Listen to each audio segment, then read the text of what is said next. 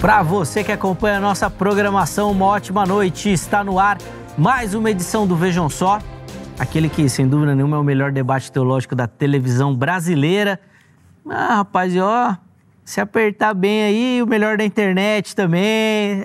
Rapaz, o Vejam Só sempre ganhando espaço por conta dos temas, obviamente, relevantes, polêmicos e dos convidados muito capacitados que visitam aqui os nossos estúdios e que se propõem a levar uma reflexão, por que não uma provocação, mas principalmente te conduzir aí pelo caminho do conhecimento, da sabedoria, pautado sempre nas escrituras sagradas. Seja muito bem-vindo. Nós vamos iniciar mais uma edição com um daqueles temas, olha, que prometem demais. Antes de apresentar os convidados, tá aqui para você a minha rede social, @Zeca_Pereira. Chega por lá, mais uma plataforma para a gente poder interagir, conversar. Inclusive, quero aproveitar aqui e mandar um abraço pro Alex. Ele é lá de Maceió, Alagoas. Falou que está sempre ligado no Vejam Só, ligado na HIT. Obrigado, viu, Alex, pelo carinho. Maceió, terra maravilhosa. Na verdade, todo o Nordeste brasileiro, né? E a nossa audiência por lá é enorme. Obrigado pelo carinho. A gente conversou lá pelo Instagram também. E fica aqui, viu, Alex, na sua pessoa. Um abraço que manda você, a todos aqueles que passam por lá também. Deus abençoe demais sua vida e família, tá bom? Vamos lá apresentar os nossos convidados. Com muita alegria que nós recebemos novamente aqui nos nossos estúdios o pastor Valdo Matos, ministro da Comunidade Bíblica Moriá, lá em Taboão da Serra. Graça e paz, meu irmão, ótima noite. Seja bem-vindo novamente ao Vejam Só. Graça e paz, meu irmão Zeca, graça e paz, pastor Vitor, todos vocês que nos acompanham, que Deus abençoe a vida de vocês. Eu sou o pastor Valdo da Comunidade Bíblica Moriá, ali em Taboão da Serra, na rua Erechim, no número 59. Procure-nos lá, que Deus abençoe. Amém. Fica aí o convite, inclusive com as redes sociais, né, já, né, pastor Valdo, que o irmão disponibilizou, sim, já apareceram aí. Nós vamos deixar salvo também lá no nosso perfil do Instagram, no oficial. E você pode mandar uma mensagem por lá se quiser outras informações também, tá bom? Glória a Deus. Pastor Valdo, obrigado de novo, viu, meu irmão, pelo carinho. Eu que agradeço, é sempre uma honra estar aqui com os irmãos. A alegria é nossa. E eu não vou dizer que o irmão está sempre do lado do contra, mas porque senão você é tendencioso da minha parte. Mas o irmão está sempre do lado da polêmica, hein, pastor Valdo? Exatamente. Tem tema polêmico, o pessoal te chama, hein? Mas deixa eu deixar claro que eu sou muito a favor da teologia. São poucas coisas que eu discordo, tá? Vocês não vão achar isso. É bom, né, falar isso. Poucas coisas. Pelo menos sempre que você veio no programa, você ficou do lado do pensamento minoritário. Apesar que eu também não posso falar muito que teólogo reformado também, via de regra, está sempre do lado minoritário também, né? Quem se dá bem nessa história é nosso outro convidado. Exatamente. O pastor Vitor Couto, ele está do lado da maioria. Eu fico mais afoito tentando explicar, porque o pastor não, exatamente. Não, o pastor está do lado da eu diria depende do assunto, né? Porque em muitos eu sou reformado também, depende do assunto. Entendi. Aí, ó. Então tá bom. Depois nós vamos ver esse pentecostal reformado aí. Pastor Vitor, graça e paz, ótima noite. Seja bem-vindo, meu irmão. Amém, graça e paz, pastor Zeca, graça e paz, pastor Valdo, que Deus abençoe. Amém. É uma alegria enorme sempre estar aqui no Vejam Só, que Deus abençoe toda a audiência, que possamos ter um debate muito bíblico, saudável, e esse tema é um dos temas centrais da fé cristã, e eu tenho certeza que vai agregar muito na nossa vida. Sem dúvida. Quero deixar um beijo, um abraço aqui para minha esposa, Tamires Couto, meu filho Johnny Couto e minha mãe, Vilma Couto. Boa. Pastor Vitor, vamos aproveitar, passar as informações da igreja também, da Assembleia de Deus, Ministério de Santa Amaro, por favor. Isso, eu sou da ADSA Brasil, que é a Assembleia de Deus Ministério em Santa Amaro, presidida pelo pastor Marcos Galdino Júnior. Estamos localizados ali na rua João Pastor Galdino Lima, número 53, aqui em São Paulo, mas tem igreja aí no Brasil e no mundo afora. Se quiser nos visitar, será um prazer imenso poder recebê-lo. Tem cultos dia de quinta-feira, aos domingos de manhã e domingos também à noite. Boa. Inclusive, os contatos do pastor Vitor, né, que ele disponibilizou, já apareceram aí para você. E por lá, obviamente, se você tiver interesse, pode mandar uma mensagem por lá, que ele te passa outras informações da igreja também. Além, também se você tiver interesse pelos livros que ele publicou. São dois, né? Isso. Um sobre escatologia. Que é isso aqui. O outro é sobre cristologia, que é a expiação de Cristo e a justificação dos homens. E este daqui foi lançado agora recentemente, Manual Facilitador de Escatologia Bíblica. Então fica aí também essas indicações, só mandar uma mensagem por lá, que o Vitor te explica tudo. Tem o curso também, se você quiser e tiver interesse. É só mandar mensagem, falar que viu aqui no Vejam Só, que daí a bênção é triplicada, meu irmão. Chega por lá. Bom, vamos colocar na tela aí a pergunta do nosso debate de hoje. A união hipostática tem base bíblica? E o que é essa união hipostática? É quando a gente defende aquele conceito de que Jesus, ao mesmo tempo, ele era 100% homem, 100% Deus. Ou seja, existiu uma união dessas duas naturezas, tá certo? Onde não é metade uma, metade a outra, não é 200%, é uma união onde o ser de Cristo representava de maneira integral a sua divindade e a sua humanidade, tá certo? E a pergunta é se essa união tem base bíblica. Eu vou até inverter o início do programa, porque como a pergunta sugere a indicação de uma base bíblica para defender a união hipostática, e pelo que a gente conversou aqui rapidamente, quem defende é o pastor Vitor, então vou começar com ele, para que ele apresente, fale, primeiro, né, dê obviamente aí a introdução, depois o Valdo na sequência vai ter a oportunidade também, e aí vem você participando na nossa enquete. Vamos lá, Vitor, como é que o irmão responde a nossa pergunta, pastor? Eu vou começar citando Martin Lloyd Jones, que ele disse: enquanto que nas diversas religiões o ponto central está no que foi ensinado, no cristianismo o ponto central, vital e convergente é a pessoa de Cristo. Nenhuma religião do mundo, defende o que o cristianismo defende. A ideia de que Deus se fez carne e habitou entre nós. E não apenas se fez carne, mas ele decide morrer por sua humanidade. Como hoje para a Igreja do Senhor, é algo muito comum falar da união hipostática de Cristo, que é a união dessas duas naturezas, natureza divina e natureza humana. Como o senhor disse muito bem, Jesus não é um minotauro, um centauro, que é metade uma coisa e metade outra. Nós defendemos que ele é 100%, ou seja, completamente homem e completamente Deus. Isso no momento da sua encarnação, ele se torna 100% homem, porém, em sua divindade, ele sempre foi e sempre será 100% Deus. Então, essa teologia, quando ela surge, ela gerou naquele período de quase 2000 anos atrás, muitos debates.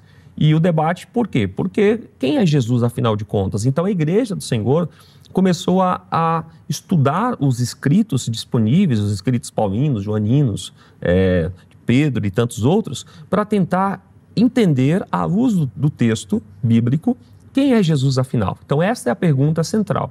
Quem é Jesus, afinal? Não é à toa que, Mateus capítulo 16, Jesus pergunta para os discípulos: o que dizem os homens que eu sou? É uma pergunta emblemática. E aí, Pedro responde, né? Quando Jesus fala: e vós, quem dizeis que eu sou? Tu és o Cristo, o Filho do Deus vivo. Então, esta resposta, que parece ser uma resposta mais simples, ela é muito profunda. E ela é tão profunda em que Jesus disse para Pedro: bem-aventurado és tu, Simão Barjonas, porque não foi carne e nem sangue que te revelou, mas o Pai, o meu Pai que está nos céus.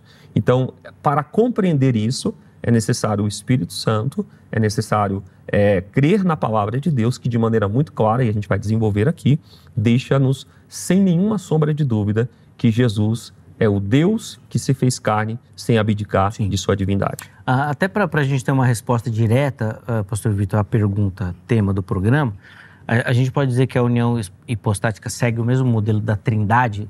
Você não tem um texto específico que vai mostrar isso, mas o conceito, a revelação defendida pela Escritura nos leva nesse caminho? Eu diria assim, que você não tem um texto com esse termo, união hipostática. Esse termo não aparece. Como o termo encarnação também não aparece. Ele diz que o verbo se fez carne, mas a palavra encarnação, ela não aparece. Tá. Mas você tem textos bíblicos que de maneira muito evidente demonstram que ele tem essas duas naturezas. Em um único texto apenas aparece. Tá bom, boa. Vamos lá, Valdo, quero te ouvir aí também. Tá, a pergunta é se você tem uma base bíblica, na verdade, não é isso? Essa é a pergunta. Então, eu afirmo... Não tem. Não tem. A base bíblica não tem. Os concílios que determinaram a união hipostática não fez isso. Não foi um debate como aqui nós fazemos, vejam só, por meio das Escrituras, porque eles tinham um conceito. Tanto é que nenhum padre cita texto bíblico quando fala de união hipostática. Eles não têm uma base nas Escrituras para dizer isso. Tem um conceito, e eu até gostaria de perguntar se a união hipostática é uma questão teológica ou lógica. Porque se é teológico, tem que ter texto para afirmar isso. E o lógico é aquilo que diz, ele é Deus, como é que vai virar homem? É aquela coisa assim que não tem sentido, não tem cabimento, e etc. Né? E eu acho que a Igreja Católica, que é o que definiu isso como um dogma, ela foi mais por este caminho, questão do conceito. Eles não falavam assim, Paulo disse isso, João disse aquilo. Não, eles simplesmente definiram isso. E, se me permite dizer, essa questão de união hipostática, ela já é confusa desde a sua definição. Porque quando se fala de união, fala-se de aquilo que é mais de um, não é isso? Por isso que é uma união. Nós estamos unidos aqui. Aí eu perguntaria, o que é hipóstase? Né? Substância. A palavra grega hipóstase, segundo eu ouvi vários pastores e padres também, é a palavra que significa pessoa, não é isso? Não, é substância e essência, não necessariamente. Então está todo mundo errado. Atenção você aí, vários vídeos que eu ouvi, então conserta aí. Porque certamente não foi no Vejam Só. Não foi no Vejam Só. Mas muitas definições de pastores e padres dizendo que a palavra hipóstase é uma palavra que significa pessoa. Não. Entendeu? Por isso que tem essa união hipostática, não é? Que eu falei, já seria confuso a partir daí. Por quê? Porque essas duas, ainda que seja substância, ok. Mas eu perguntaria assim, a definição da união hipostática afirma que ele tem duas naturezas, não é isso? Tem duas naturezas, a divina e a humana. Elas não se misturam, elas não interferem uma na outra, elas simplesmente convivem junto, né? E, no entanto, se diz que ele é uma só pessoa. Nesse caso, eu perguntaria, qual dessas duas naturezas, então, não é pessoa? Porque se elas não se misturam, continua sendo duas. Se ao menos se misturasse, houvesse uma fusão, você ia dizer assim, tornou-se uma pessoa só. Mas a partir do momento que elas não se misturam, então como pode não ser Cristo duas pessoas? Aí eu tinha que perguntar, a natureza divina de Cristo, ela pensa por si só? Ela age? Ela fala? Ela sente? Eu replicaria... Pera, calma. Com certeza, o pastor diria que sim. E a natureza humana? Ela fala, pensa, age, reage? Você diria sim, mas as duas não se misturam. Então eu pergunto, como pode então ele ser uma pessoa só? Se elas não se misturaram, então são duas pessoas. Foi? Deixa eu só abrir a enquete aqui, pastor Vitor, aí o irmão já fica com a palavra e responde os questionamentos do Valdo também. Você acessa as nossas enquetes lá no nosso perfil oficial do Instagram, no @programa Vejam Só, tá bom? Vamos colocar lá a enquete aí na tela, por favor, que é a pergunta que está lá no Instagram, que é a mesma do programa, tá? União hipostática tem base bíblica? Primeira opção, sim, Jesus é 100% Deus, 100% homem. Segunda opção, não, é uma construção teológica posterior, que é isso que o Valdo defendeu aqui, né? Ele fala mais dos concílios do que da Bíblia mesmo. Exato. E a terceira opção é não sei, estou em dúvida, o assunto é difícil, é complicado, é complexo, não sei responder. Então vai lá, escolha uma das opções, vote, participe também do programa. Vitor, para a gente ganhar tempo, eu já vou devolver a palavra ao irmão, então, por favor. Perfeito. O pastor Valdo, ele comentou em primeiro lugar se a união hipostática ela é uma questão racional ou se é uma questão teológica. Eu já diria que é teológica, ela não é racional. Assim como... racionalmente... assim como a Trindade não é racional. Se nós pararmos para pensar, a Trindade não é racional. A Trindade é teológica, é revelacional. Ninguém, por meio do uso da razão, compreenderá o mistério da Trindade. É fé. Só que dizer que não é racional não quer dizer que ela é contra-racional ou irracional. Certo? Não é uma questão irracional, ilógica. Como, por exemplo, falar, faça um círculo quadrado. É ilógico em sua própria formulação. Então, quando nós falamos da união das duas naturezas de Jesus, é semelhante à união nossa. Eu não sei se o senhor é tricotômico ou dicotômico, todavia o senhor há de acreditar que nós somos formados por mais de uma matéria, ou melhor, por mais de uma natureza. Nós temos a natureza física E nós temos a natureza imaterial, que alguns chamam de alma e espírito diferenciando, e outros uma coisa só. Mas, independentemente, nós compreendemos que nós, seres humanos, somos formados por duas naturezas em uma só pessoa. Então, nós temos uma pessoa. Quantos Valdos tem aqui? Só tem um, senhor. Só tem um. Né? Só que o senhor tem duas naturezas, uma material e uma imaterial. Então, quando eu falo de Cristo, de maneira lógica, de maneira analógica, melhor dizendo, comparando, Cristo, ele era uma pessoa, não eram duas pessoas, que compunham duas naturezas. E essas duas naturezas, assim como, por exemplo, se eu sinto dor, se eu machuco o meu dedo e sinto dor, todo o meu corpo sente dor. Por quê? Até a minha alma sente dor, o espírito, porque está tudo interligado, só que eles não se misturam. Quando alguém morre, o que acontece? Uma separação. Então, quando nós defendemos que Jesus tinha uma pessoa com duas naturezas, dá para a gente pensar na própria construção do ser humano. O que é uma natureza? Natureza denota a soma total de todas as qualidades de uma coisa, daquilo que faz uma coisa ser o que ela é. Qual que é a natureza de uma cadeira? Uma cadeira precisa ter um lugar para se sentar. Ela pode ter 4 pés, pode ter um só, pode ter 3, não sei. Mas a essência da cadeira é que ela seja um lugar de sentar. Então, quando nós falamos da união da natureza, a gente está falando daquilo que é a essência. União hipostática é a união de duas essências, de duas naturezas, em uma única pessoa. E nós temos vários textos bíblicos, mas vários textos bíblicos que comprovam isso. Romanos, capítulo 1, versículo 3 e 4.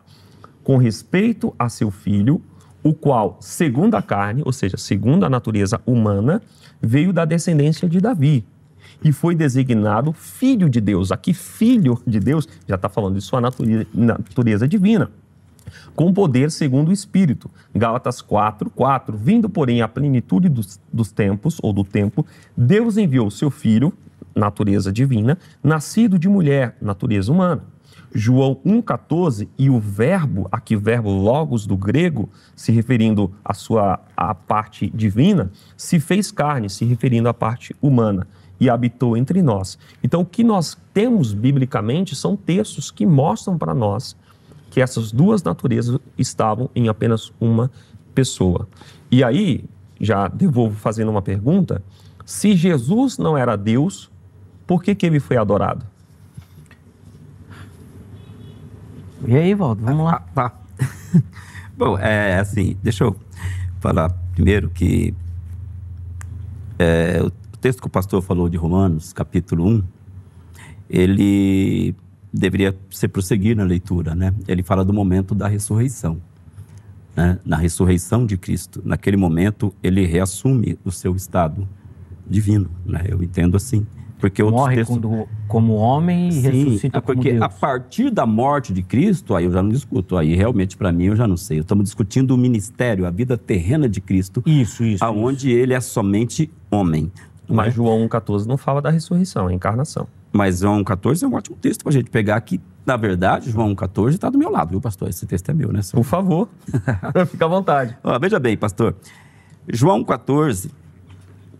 Tudo começa no versículo 1, onde fala que no princípio era o verbo, e o verbo estava com Deus, e o verbo era Deus. Até aí está mostrando Jesus como um ser divino. Veja bem como é uma união hipostática, ela fica confusa aí. Aqui está o ser divino, que é Cristo, né? A Bíblia fala que na plenitude dos tempos, Gálatas capítulo 4, Deus enviou o seu Filho. Ele veio. Segundo a união hipostática, nada mudou nele aqui, porque que era divino, ele permaneceu divino, não é? Eu não diria nada. Algumas coisas mudaram, mas tudo bem. Tá. Não, na essência divina. Nós vamos entrar em Filipenses, que vai falar um pouco disso. Que esvaziou, você né? também vai falar Exatamente. disso. Mas a natureza divina continua lá 100% presente nele. É isso. Que é o contrário que diz o capítulo 14. Esta essência, o verbo, se fez carne, se tornou carne. Entende? O que ele quer dizer com isso e o divino tornou-se humano. Deixou de ser divino. Porque é a mesma palavra grega que, por exemplo, quando fala que a água tornou-se vinho. E vendo a água tornada vinho, está lá escrito lá o texto, a água não permaneceu O vinho não permaneceu água e, ao mesmo tempo, vinho. Mas o vinho Uma também coisa tem H2O. substituiu a outra. E não deixou de ser... A água não deixou de ter... O vinho não deixou de ter H2O. Ok, mas tornou-se vinho ou não? Mas não deixou de ter a essência vinho. primária. A essência primária não se perdeu. Eu estou apenas... Aí eu já não sei. Eu estou apenas dando Nesse um aspecto, eu tô com exemplo. dúvida, porque eu não sei se muda a composição. Mas A a composição matéria... mudou. Você concorda forma comigo é a que mesma. aquele vinho é o mesmo que anteriormente era a água? Houve Sim. uma mudança de substância? Sim. Então, quando a união hipostática diz que a parte divina, ela não se mistura com a humana, ela não, praticamente não interage com a parte humana, é contrário do que está dizendo o texto. Porque o texto está dizendo que ele, é esse que estava com Deus, se tornou carne. Então, ela não se uniu à carne, ela se tornou. O que Cristo é em carne é o que anteriormente ele era como um ser divino. É o que o texto diz. Não, aí eu não entendi. Como assim? Ele era divino? Explica de novo. Ele era divino. E aí deixou de ser divino. Sim, porque tornou-se. E o divino Entendi. tornou-se Então- humano. Virou homem. Virou homem. E aí, 100% homem. 100% O homem. deixou só está acrescentando do texto. E, ó... Não, tornou-se. E o vinho, eu acabei de ver aqui, ele compõe ainda Não, tudo 86% bem. de só um exemplo que eu quis dar de uma mudança de essência da mesma... Mas a mudança não quer deixar de ser, pastor. Por exemplo, o senhor é pai? Sim. Então eu digo assim, o senhor tornou-se pai. O senhor quer dizer que o senhor deixou de ser marido? O senhor deixou de ser um ser humano? Ah, mas não, pastor. Ele Não, é um o bom tornar... Eu me tornei teólogo, por exemplo. Não quer dizer que eu não seja um estudante de teologia. O tornar de ser não necessariamente significa deixar de ser o que era antes. Pode ser. O termo, novamente, a gente cai lá no Strong, quando se fala aqui a respeito desse tipo de palavra, ele fala de uma mudança de substância, Aonde? não um acréscimo. Qual texto? A palavra, João 14. Ele está falando A definição da palavra, que A também definição é da igêmeto, palavra né? grega. Aham. E uma das opções, muito provavelmente, pode ser... Fala de novo? A mudança de substância. Mudança de substância. Era uma e virou outra. E Cristo isso, Jesus né? mudou a sua substância. Ele, sendo divino, ele passou a ser humano. E deixou de ser Deus. Isso. Deixou, porque houve uma mudança de Tá. O substância. senhor concorda que adorar uma criatura, um ser humano, que não seja Deus, é um pecado? Não, aí entra em outro contexto, pastor. Não, porque assim, Jesus recebeu a adoração. Sim. Aí a minha pergunta atrelada a isso é a seguinte: se Jesus não era divino e ele era tão somente humano, por que ele recebeu a adoração e ele não em nenhum momento corrigiu ninguém que o adorou? Na verdade, tem mandamentos bíblicos para adorar Jesus em carne. Sim, mas é por ser quem ele é e não o que ele é, a pessoa. Como eu falei, houve uma mudança de substância. A pessoa é a mesma. Mas ele... Veja bem, ó, eu vou criar... Se ele deixou de ser Deus, então ele não pode ser adorado. Não, mas a pessoa é a mesma. Não tem nenhum problema não adorá-lo. é Deus, na perspectiva do Senhor. Se não é Deus, como é que eu adorá-lo adorá-lo? por ser quem ele é. Por exemplo, vou dar Não, um mas exemplo. quem ele é em vida não é Deus, ele é humano. Se o Não senhor tem tá problema, dizendo- mas ele não deixou de ser quem ele é, a pessoa. Ele só está em outra substância. Vou dar um exemplo assim, ó. Suponhamos que está conversando Jesus e os apóstolos, um dia à noite. Jesus mostra as estrelas, a lua, mostra e fala para eles, está vendo tudo isso aí? Foi eu que criei, ao lado do meu pai. Aí eles falam, o senhor que criou? Então existe um contexto. Aí Pedro perguntaria, então o senhor é Deus? Nesse contexto ele diria, sim, sou Deus. Aí Pedro falasse para ele, então você pode criar uma estrela nova? Ninguém vai nem perceber, só mais uma ali, ó. Cria uma estrela agora lá. Você pode fazer isso? Ele diria, não. Por que não? Jesus falou que podia. Não, Quando ele estava sendo crucificado, ele falou que não ia fazer, mas que ele podia chamar uma miríade de anjos para poder defendê-lo no momento da cruz. suplicar o pai. Sim, mas ele não quis. Mas suplicar, o Deus não precisa Poder e suplicar. querer são coisas diferentes. Veja bem, aí Pedro falaria assim, o senhor pode fazer estrela? Ele diria, não, não posso. Por que não? Porque eu estou em condição humana. A diferença do ser e estar. Aí Pedro diria, então foi o senhor que me criou? Foi. Porque a Bíblia fala, Hebreus, no princípio, ó Deus, tu criaste todas as coisas. Então eu posso te adorar? Pode, por ser quem ele é. Não por a condição onde ele está. A pessoa é a mesma, pastor. Então não tem problema adorar Jesus em carne, porque a pessoa é ele é o Criador. Não, aí o que acontece?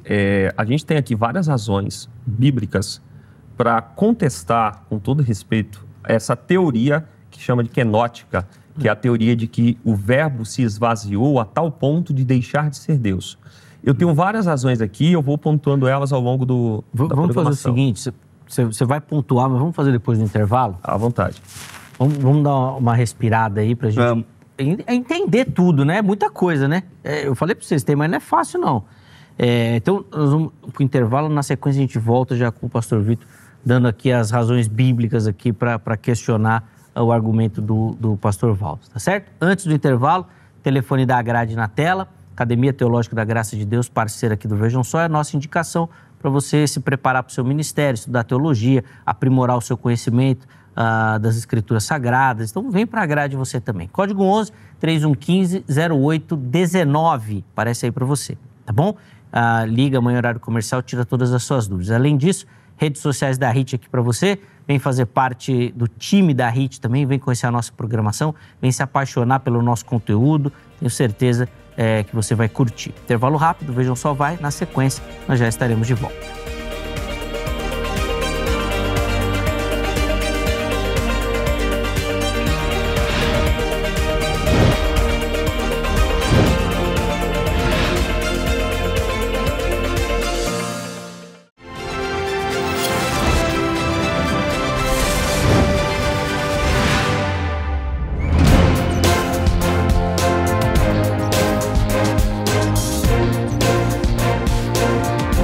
Muito bom, já estamos de volta com o Vejam Só, hoje debatendo sobre a união hipostática, recebendo aqui nos nossos estúdios o pastor Valdo Matos, pastor Vitor Couto, que já no primeiro bloco deram as suas contribuições aí para o tema, já colocaram vários questionamentos, e a gente encerrou o primeiro bloco com o pastor Vitor falando, dizendo que tem vários textos bíblicos para contrapor a ideia defendida pelo pastor Valdo, e nós vamos retomar daí. Então, o pastor Vitor, a palavra está com o irmão, por favor.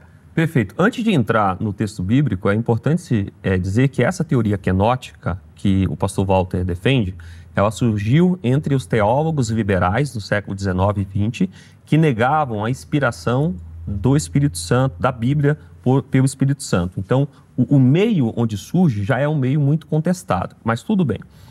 Primeira razão, além disso, outra razão aqui é que, segundo Timóteo 2,13, diz que ele não pode negar a si mesmo, ele não pode mudar quem ele é. A natureza divina não pode ser alterada. Segunda razão é que Deus, ele é imutável. Malaquias 3,6 diz que eu, o Senhor, não mudo. Deus, ele é imutável. Terceira razão é que, se defendemos essa ideia, a trindade seria destruída, pelo menos em algum momento da história. Não haveria trindade. Quarta razão, Jesus em carne é chamado de Deus. Mateus 1,23. Eis que a virgem conceberás e dará à luz a um menino, e ele será chamado pelo nome de Emanuel. Como que essa criança será chamada? Deus conosco. Ou seja, não é um ser humano apenas, é Deus conosco. Quinta razão, algumas passagens bíblicas demonstram que Jesus tinha umas duas naturezas, como Romanos 1, versículo 3 e 4, como Gálatas 4:4 e João 1:14. A Bíblia também fala para nós que Jesus foi adorado, Hebreus 1:6, e novamente, ao introduzir o primogênito no mundo, falando da vinda de Jesus no mundo em carne, o texto diz, e todos os anjos de Deus o adorem. A explicação dada pelo pastor Walter sobre receber, sobre receber a adoração, não faz sentido, porque se ele está em terra enquanto um ser humano, se ele está em terra enquanto ser humano e não enquanto Deus, então ele não pode ser adorado, porque humano não pode ser adorado, tão somente quem é divino. A glória divina estava parcialmente manifestada em Jesus. O próprio texto de João 1,14 diz que vimos a sua glória. Qual glória? Glória como do unigênito do Pai. Assim como João 2,11, quando Jesus transforma água em vinho, ele diz, o texto diz, manifestou a sua glória. Então, são textos que mostram que a divindade estava nele. Evidentemente que não manifesta. E aí a questão é, Jesus não estava aqui na terra fazendo milagres porque era Deus. Então, quando Jesus transforma água em vinho, ele não transforma porque ele era Deus. Ele transforma porque era cheio do Espírito Santo. Todavia, a gente percebe pelos textos bíblicos, que são muito evidentes, que ele portava a natureza divina. A diferença é, ele não usou muitos desses atributos. Ele não usou a prerrogativa desses atributos. Mas não quer dizer que esses atributos foram abandonados. Por que crucificaram Jesus? Porque ele se colocava em igualdade com Deus. Não apenas na eternidade, mas enquanto ele estava em vida. Então, por isso que a Bíblia chama Jesus em terra, em vida, de Filho do Homem e Filho de Deus.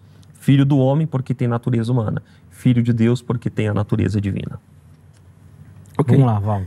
Bom, claro que é impossível responder tudo, né? Porque o pastor, não tem como, né, pastor? Aí, eu até diria, pastor, eu vou falar aqui... Mas escolhe alguma coisa aí dele, o que pastor você acha mais importante. O pastor falou sobre 2 Timóteo, onde fala, se formos infiéis, ele, todavia, permanece fiel, não pode negar-se a si mesmo. O texto fala de caráter, o texto não fala de mudança, de natureza. De natureza. Tá falando, o texto que fala, eu, Senhor, não mudo. Sim, ele não muda, claro. Jesus podia pecar em terra? Se ele podia pecar, estava sujeito ao pecado, claro. Ele estava sujeito ao pecado. Não, evidentemente que não. Não? Não, ele não poderia pecar, é impossível. Então o diabo perdeu tempo tentando ele. Foi um burro. Então, porque se Jesus é Deus e ele se encarnou, Deus não pode ser tentado. Mas não foi lá no deserto? Ele foi tentado externamente, não internamente. Essa é a diferença da tentação. Então ele foi meio tentado, meio não? Ele foi tentado na parte externa, pela natureza humana. Mas se ele não muda, como pode ele haver possibilidade de ter pecado? Mas essa mudança, pastor, eu, Senhor, não mudo, não está falando sobre essa questão física. Ele está falando simplesmente que ele não muda a sua mente, o seu... o texto está dizendo, se formos infiéis, ele não tem esse defeito que nós temos de infidelidade. Eu prometo algo ao Zé... Por isso que ele não podia pecar. Por isso que ele não podia pecar. Não, porque mas a natureza você está dizendo que ele está lá no... Eu estou falando que ele era humano, então claro que ele podia pecar. Ele foi tentado. Tanto é que a Bíblia fala que ele venceu. Sim. A tentação. Ele venceu como? Nem lutou, então. Ele é Deus. Só nessas últimas falas já dá 2 debates. Essa da tentação, se Jesus podia ou não pecar, é um bom debate também. E a da se ele agiu... os milagres. Deus ou capacitado pelo Espírito, né? Vamos lá, Valdo. Então, como eu disse, é claro que é impossível responder todos os textos, pastor. Eu entendo que quando fala, alguns textos falam que no momento da ressurreição, inclusive, pastor, no momento da ressurreição, se cumpre o texto que diz, tu és meu filho, hoje te gerei. É no momento da ressurreição que isso se aplica. Aí a gente pergunta, qual o sentido disso? Eu mesmo, muitas vezes, li esse texto, tu és meu filho, hoje te gerei. O que quer dizer? E eu entendo hoje que é só uma forma de expressar isso. No momento que ele ressuscita, ele já não é mais homem. Ele volta à sua essência. Por isso, esse hoje te gerei é a essência divina que novamente está nele. A partir daquele momento. João 3,16 não fala isso. Deus enviou o seu filho unigênito. Então, unigênito é no momento que ele envia. Sim, mas ele é o filho. Claro que ele é o filho. Então, a palavra unigênito é uma junção de 2 palavras gregas. Uni e gênito, de gerado. Ele é o único filho gerado por Deus. Gerado quando? Desde a eternidade. Ele não teve um início. Ele tem a mesma natureza que o Pai. Se o Pai é eterno, ele também é eterno. Então, quando que ele foi gerado? O Concílio de Nicéia diz muito bem, desde a eternidade. Ok, mas o texto que eu estou dizendo são textos que se referem... Pode ler esses textos romanos mesmo, vai falar que por ocasião da ressurreição é que isso se aplica a ele. O texto de Hebreus também. É quando ele ressuscita que é dito, tu és meu filho, hoje te gerei. É no momento da ressurreição. A aplicação do texto é essa. Agora, veja bem, pastor, a Bíblia fala que quando Jesus veio à Terra, ele foi feito um pouco menor do que os anjos. Ainda que ele tenha a sua parte humana, o fato de ele ser 100% Deus, não tem como dizer que ele foi feito um pouco menor do que os homens. Do que os anjos. Do que os anjos, perdão, é verdade. Ele quanto foi é que feito isso? Natureza humana. Natureza divina nunca foi feita. É natureza divina, sempre foi. Então, quando o texto mas aí, aí fica fácil para você debater, né? Você vai fazer essa distinção. Não, mas é o texto, é a exegese do texto. Você não disse que Jesus é uma pessoa só? Oi? Ele é uma pessoa só, ele é 2 pessoas. Uma pessoa só. Então, mas de vez em quando, na união hipostática, se faz essa divisão. Sim, com 2 naturezas. Geralmente, quando convém, entendeu? Mas ele não perde, né, pastor? Ele não perde a natureza divina. Nunca. Então como se torna menor? Acho que é isso que ele está querendo dizer. Se ele não perde, se ele é 100% Deus, por que o texto fala que ele foi feito menor? Assim, porque daí faz referência... Entanto que diz o texto assim, ó. Leia. Vemos, todavia, Jesus que foi feito por um pouco. Os tradutores entendem que é por um pouco de tempo. Ele foi feito menor que os anjos por causa dos sofrimentos. E aí, quando é que agora ele se torna superior aos anjos, como está escrito lá no próprio texto de Hebreus? Que ele é superior aos anjos. A partir da ressurreição. Porque o texto fala assim, ó. Depois de ter realizado a purificação dos pecados, sentou-se nas alturas à direita da majestade, tão superior aos anjos, quanto o nome que herdou excede o deles. Então, enquanto estava em terra, ele era menor que os anjos. A partir da ressurreição, agora ele é maior do que os anjos. Então, veja bem, ainda o livro de Hebreus diz que ele foi em tudo semelhante a nós.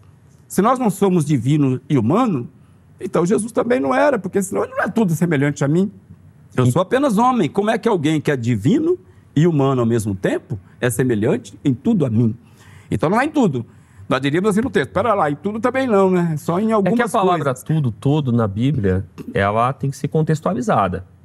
A Bíblia diz que todo mundo desceu para fazer a contagem do povo lá por conta do decreto de César. Todo mundo quem? Os povos originários aqui do Brasil foram lá? Não, então o todo tem que ser contextualizado para não haver essa amplitude além do que o texto fala. Quando o texto diz que ele foi feito em tudo semelhante a nós, quer dizer que em sua natureza humana, exceto o pecado, em tudo ele era idêntico a nós. O texto está se referindo contextualmente, exegese bíblica, se referindo à natureza humana de Jesus. Então, Jesus, por exemplo, ó, João 8,58. Em verdade, vos digo que antes que Abraão existisse, eu sou. Eu sou no verbo presente. Eu sou, mesma expressão do Antigo Testamento. O eu sou não é eu era, eu serei, eu fui. Eu sou. Jesus nunca deixou de ser. O eu sou que sou revelado a Moisés em Êxodo capítulo 3, permanecia aqui na terra. Não é à toa que Jesus disse em Mateus 18, 20, que onde tiver 2 ou 3 reunidos em meu nome, ali eu estarei, ou estou no meio deles. Jesus, ele só não usou a prerrogativa divina. Eu acho que o texto base é Filipenses 2, versículo 5, que é muito mal compreendido, que fala, de sorte que haja em vós também o mesmo sentimento que houve em Cristo Jesus, que sendo em forma de Deus, não teve por usurpação ser igual a Deus, mas fez a si mesmo de nenhuma reputação. Algumas traduções falam, mas antes esvaziou-se a si mesmo. E aí, esse esvaziou-se, kenon, do grego, daí vem a teoria kenótica, e eles usam esse termo para dizer, ele se esvaziou, deixou de ser. Sim. Só que, olha o texto, o contexto. Esvaziou-se do quê? De sua divindade? Não. Esvaziou-se, versículo 6 anterior, da forma de Deus.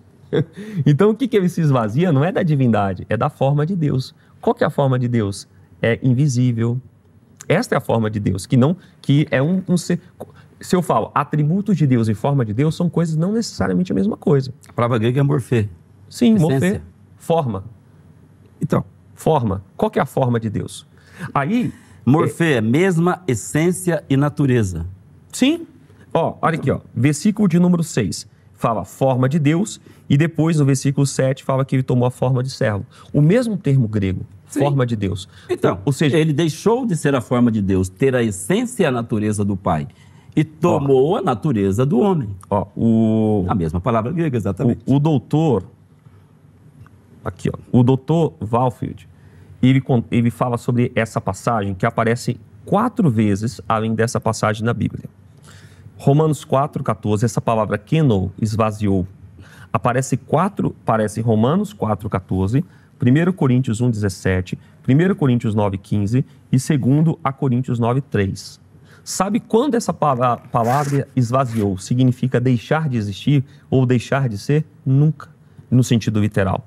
Sempre é usada de maneira figurada. Não dá para a gente tratar todos os textos aqui, mas para citar só um, Romanos 4,14.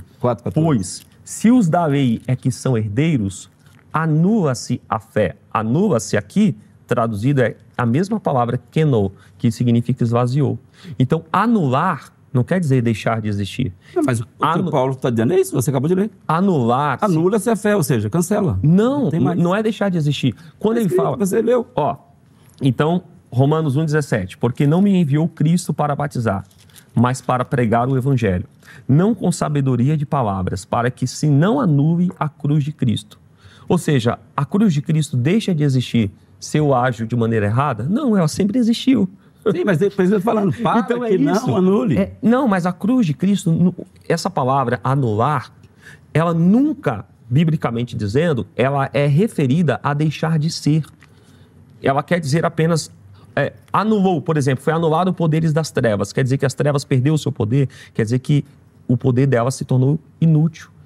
Não está sendo mais usado. Então, o Jesus, quando ele vem à Terra, ele anula os seus poderes. É como que ele está aqui, por exemplo, para finalizar aqui minha fala. Imagine que o senhor seja o patrão de uma empresa. Certo. O senhor é o dono da empresa, certo? O senhor é o dono, o senhor que manda lá. Aí o senhor fala assim, a partir de hoje eu quero trabalhar como um empacotador aqui dessa minha empresa. O senhor deixou de ser o dono da empresa ao trabalhar como empacotador? Não. O senhor continua sendo dono. A diferença é que agora o senhor anulou a sua função de dono e está agindo como um servo da empresa. Foi isso que Jesus fez, é a mesma alegoria. Ele anula, deixa de usar. Ok, mas aí o pastor está trabalhando a palavra anular. A palavra não diz anular, ela fala esvaziar. Keno não, significa... a tradução é esvaziar. O grego é keno. O grego é keno. Então vamos significa... pro grego. Então, vai lá no grego. O grego, ele diz esvaziar, significa tirar tudo de si. Esvaziar é isso, é tirar tudo de si. Veja bem, a palavra, toda palavra, a maioria delas, né? Elas podem ser usadas no seu sentido literal ou metafórico. É verdade, mas o que vai depender é o contexto. Então, veja bem, quando a Bíblia fala que Jesus se esvaziou de si mesmo, o texto não está dizendo que é metafórico, o contexto não diz isso. O contexto se limita em dizer keno, se esvaziou. E outro, não é de sua glória, no sentido de que ele te desceu do céu para a terra. Porque aí, não, está falando de esvaziar a si, a pessoa, esvaziou a pessoa. E o resultado desse esvaziamento é tornando-se semelhante aos homens. Esse é o resultado do esvaziamento, conforme dá o texto. Então, eu não posso pegar uma garrafa cheia de água e dar para o Zeca e falar, Zeca, por gentileza, esvazia essa garrafa para mim, mas sem tirar o que está dentro. É que o senhor está usando... Aí vai falar assim, mas peraí, como é que eu faço então? Pode falar. Não, que o nosso tempo já não vai dar para debater mais. A gente precisa já ir para as considerações finais e conclusão. Depois a Angélica pode até tentar acertar para a gente marcar uma parte 2, porque ficou... Muita coisa. Ficou muito superficial, né? O assunto é denso. A gente sabia disso desde o início. Então, pastor Vitor, que começou o bloco, eu vou deixar o irmão iniciar então as considerações finais, a conclusão, e depois o Valdo faz para encerrar o programa, tá bom? 2 minutos, senão vai estourar nosso tempo. A Bíblia interpreta a própria Bíblia. Essa palavra keno, em todas as referências que eu trouxe aqui, nunca significa esvaziar. O dicionário Strong coloca esta possibilidade de esvaziar como as Bíblias assim traduziram, só que foram mal compreendidos. Por isso que a versão Almeida, revista A Corrigida Fiel, fala para nós que ele deixou de usar ele humilhou a tal ponto de não usar essas prerrogativas divinas. O dicionário Strong, falando dessa palavra keno, coloca aqui, privar de força, tornar vão, inútil, sem efetuar. Anular significa aqui não usar esses atributos. Então, Jesus foi adorado em terra. As pessoas prostravam-se e adoravam a ele. A Bíblia diz que os anjos o adorem. Os magos foram adorar a criança. O nome da criança é Emanuel, que significa Deus conosco. Então a Bíblia vai falar para a gente que ele se chamará maravilhoso, conselheiro, Deus forte, Pai da eternidade, príncipe da paz. Quem vai ser chamado assim, conforme Isaías 9? A criança. Jesus, ele nunca deixou de ser Deus. E a origem dessa teoria é uma origem paganizada, uma origem liberal do século XIX e XX, de pessoas que, de maneira racional, tentavam compreender esta união das duas naturezas, por não compreendiam, negavam, e aí criaram essa vertente do apenas o Cristo humano, o Cristo não divino. Para finalizar, ele tinha que ser humano, porque ele tinha que ser o substituto da raça humana. E ele tinha que ser Deus para poder fazer o elo entre Deus e os homens e vencer a morte. Então, as duas naturezas revelam o que Jesus fez por nós. Morreu por nós enquanto humano e venceu a morte enquanto divino. No demais, agradeço, pastor Zeca, pastor Valdo, o Vejam Só, que Deus continue abençoando. E estamos sempre à disposição. A gente que agradece, meu irmão. Obrigado pelo carinho. Só para reforçar para você que nos acompanha, os contatos, tá bom? Pastor Vitor, à sua disposição lá no nosso perfil oficial do Instagram. Inclusive, você chega por lá, se você tiver interesse nos livros e materiais que nós mostramos no início do programa, tá bom?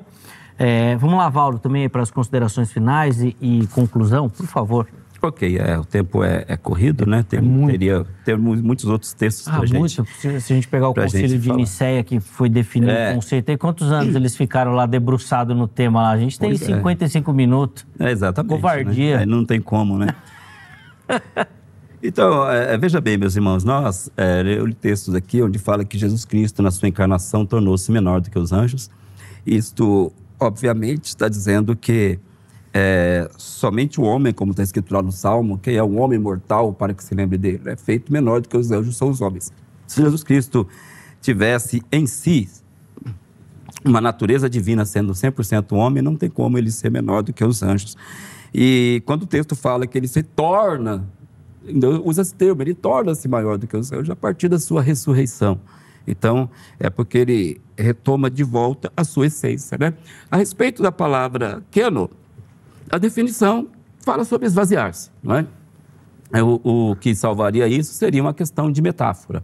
Mas, como eu disse, o texto fala que Jesus esvaziou a si mesmo. Não diz que apenas que ele não esvaziou o céu, descendo de lá. Até porque o céu não ficaria vazio sem Jesus lá, porque tem Deus, tem os anjos, tem. Então, ele esvaziou a si. Para esvaziar a si mesmo, tem que tirar algo de si. E o resultado disso é que ele se tornou 100% humano, não é? Então, eu entendo que Jesus Cristo foi um homem cheio do Espírito Santo, que recorria ao Pai, e ele falou assim, pastor, a respeito daquela questão que eu disse, que ele não podia fazer o esteiro. Ele falou, eu de mim mesmo nada posso fazer. Quando ele fala nada posso fazer, não estou autorizado a fazer, é que ele não estava com a capacidade para fazer aquilo. Então ele fala, as obras que eu faço, é o Pai que habita em mim, esse faz as suas obras, né? Então, eu entendo que Jesus Cristo, ele era 100% homem na terra. Agradeço, pastor Vitor, uma bênção. Amém. Contigo. Zeca, mais uma vez, muito obrigado. Pastor. Agradeço toda a equipe do Vejam Só. A gente que agradece, meu irmão. Obrigado pelo carinho, obrigado pela disposição de estar aqui. Sempre um privilégio recebê-lo, ouvi-lo. Deus continue abençoando. Amém. Pastor Valdo, obrigado. Tá? Os contatos que nosso irmão disponibilizou também para você lá no nosso perfil oficial do Instagram. Vamos ver o resultado da enquete antes da gente encerrar? Coloca aí pra gente, lá no nosso Instagram. A gente perguntou se a união hipostática tem base bíblica. Vamos ver, a primeira opção, sim, Jesus é 100% Deus e 100% homem, com 89%. De fato, a construção, né, mais conhecida e defendida no nosso meio evangélico. A segunda opção, não, é uma construção teológica posterior, 4%. E não sei, aqueles que ainda estão em dúvida, 7%. Obrigado a todo mundo que votou, que participou, obrigado pelo carinho aí, Vejam Só, a gente conta muito com a sua colaboração na nossa construção, tá bom? A edição de hoje fica por aqui, agradecendo a sua audiência. Na sequência da nossa programação, você fica com mais uma edição do Jornal Toda Hora. Amanhã, se Deus permitir, nós estaremos de volta com mais um Vejam Só. Forte abraço e até a próxima.